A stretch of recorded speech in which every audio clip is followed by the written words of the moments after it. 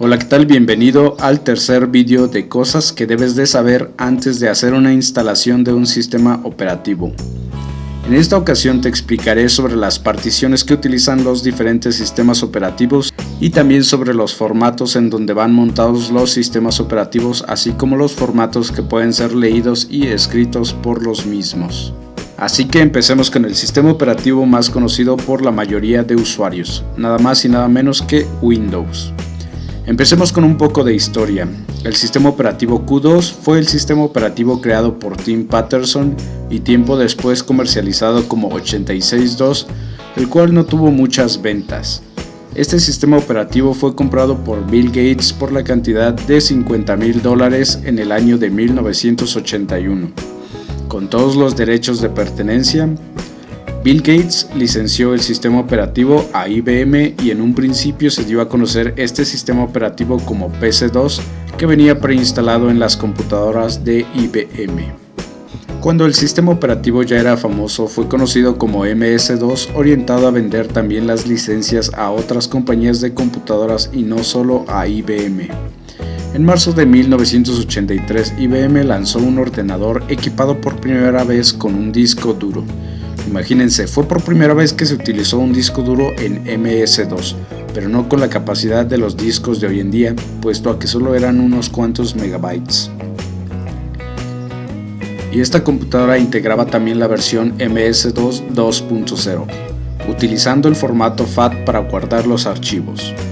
El formato FAT fue evolucionando con el paso del tiempo hasta convertirse en FAT32, aún con sus limitaciones, ya que este formato solo nos permite guardar archivos de menos de 4 GB. Pero por otra parte, este formato es compatible con la mayoría de sistemas operativos y dispositivos. Es por eso que las memorias USB vienen con este formato, siendo compatible con los sistemas operativos de Windows, Linux y de Mac OS, porque permiten escribir en la memoria y también permiten leer los datos. Desde Windows NT hasta Windows 10, el formato popular sobre el cual se montan los sistemas operativos de Windows es el formato NTFS. Aún así, este formato ha tenido sus variantes. Desde Windows NT 3.1 se utilizó el formato NTFS versión 1.0. En Windows NT 3.5 se utilizó la versión 2.0 de NTFS. Y este fue evolucionando conforme a las necesidades.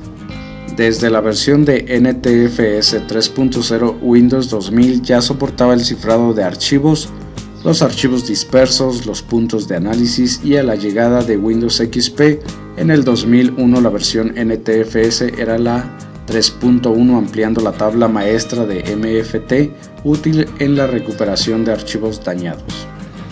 Hoy en día las versiones de Windows como Windows 7, Windows 8, 8.1 y 10, las cuales son las más actuales y que aún se siguen utilizando, son montados en particiones con formato NTFS. Cada sistema operativo debe contar con una partición reservada para el sistema. Esta partición es importante para que nuestro sistema pueda arrancar correctamente y también para poder utilizar el cifrado BitLocker. Esta partición se crea cuando nosotros creamos una primera nueva partición. Hagan de cuenta que al crear la primera partición se toman unos megabytes para crear en automático la partición reservada. Entonces, si su primera partición para el sistema operativo lo hacen de 200 GB, el administrador de particiones les descontará unos 100 megabytes para crear la partición reservada en caso de usar un disco de instalación de Windows 7.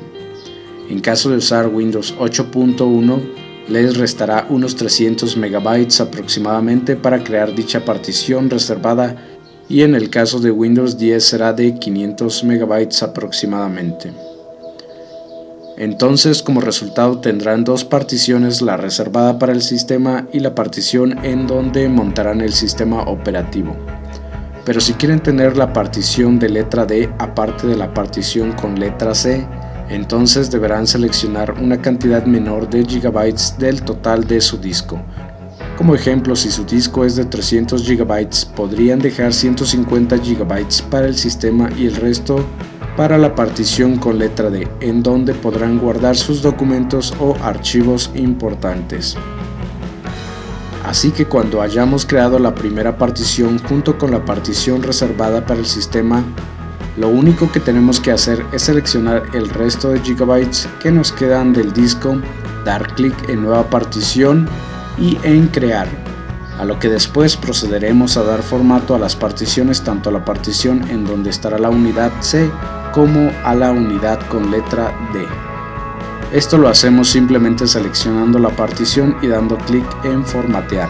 Recuerden que la única partición que no van a formatear es el que está reservado para el sistema, esa la dejan tal y como está.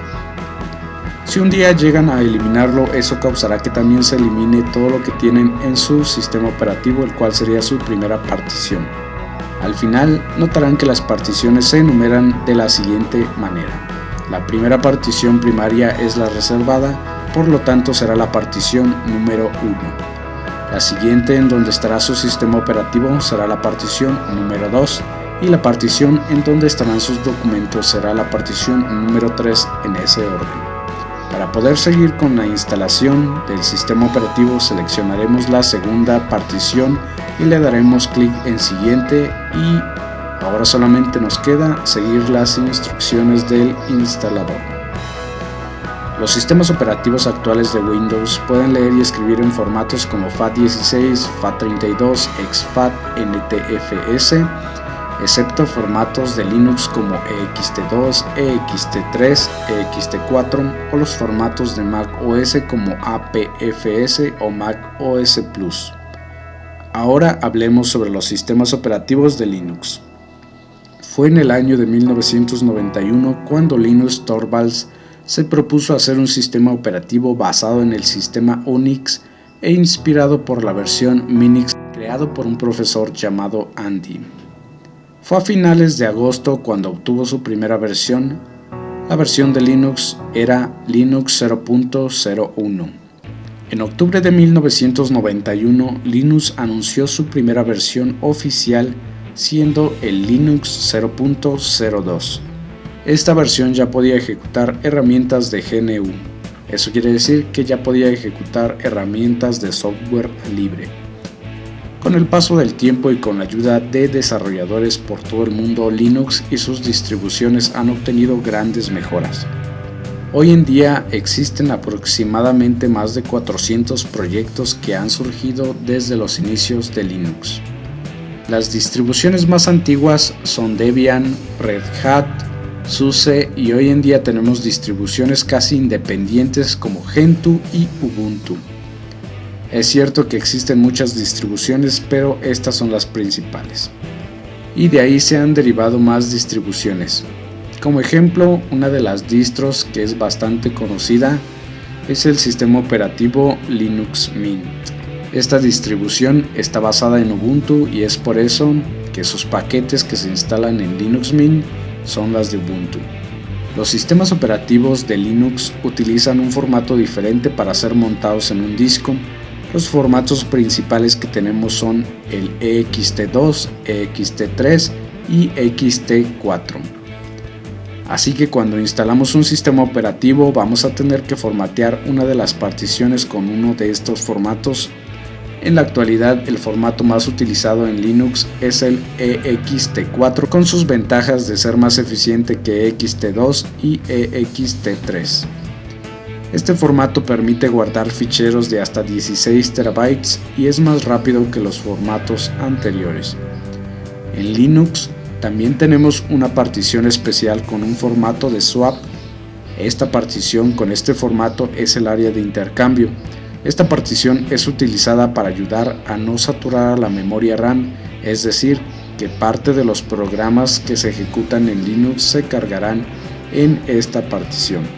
Así que si quieres instalar Linux, no te olvides de esta partición. Linux puede escribir y leer desde sistemas de archivos como los ya mencionados y también formatos como FAT32, FAT16, exFAT, NTFS y HFS+. Ahora vayamos con el sistema de Mac OS. Fue en el año de 1976 cuando Steve Jobs y Steve Wozniak comercializaron su primer computador, el Apple I. Esta primera computadora permitía conectarse a un monitor de televisor, haciéndolo algo verdaderamente revolucionario. En 1977 surgió el Apple II, el ordenador más vendido en ese entonces, el cual llevó a su rápido crecimiento a Apple. Ya para 1984 Apple contaba con una interfaz gráfica, tenía ventanas, iconos, el famoso trash, el cual es el bote donde quedaban los archivos eliminados, al menos hasta reiniciar la computadora. En ese entonces no existía la memoria virtual, por lo que solo se podía ejecutar una sola aplicación a la vez. Apple fue evolucionando con el paso del tiempo y con ayuda de nueva creación de tecnología. Las computadoras actuales de Apple utilizan el sistema de archivos APFS y en computadoras que tienen el sistema operativo macOS 10.12 o anteriores utilizan el formato HFS+, el cual es más conocido como formato macOS Plus. Su tamaño máximo de archivo es de 2 exabytes. Cuando estamos instalando nuestro sistema operativo de Mac, la imagen de ISO también cuenta con una utilidad de disco, el cual podemos utilizar para dar formato y crear particiones desde ahí. Su manera de usarlo es muy parecido al de otros sistemas operativos como Windows y Linux, así que no tendrás problemas al formatear, solo asegúrate de que sea en los formatos ya dichos para que pueda montarse el sistema operativo. Este formato no es compatible con Windows, pero el sistema sí te permite formatear dispositivos con sistema de archivos MS2 FAT. Los sistemas operativos de Mac OS te permiten leer dispositivos con formato NTFS, pero no te permiten escribir sobre ellos. Es decir, que no podrás guardar archivos en un dispositivo con este formato utilizando el sistema operativo de Mac.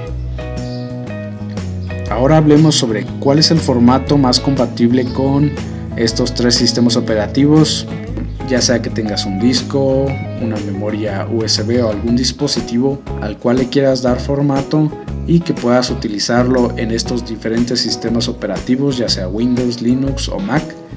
Vamos a ver entonces cuál es ese formato que te conviene utilizar.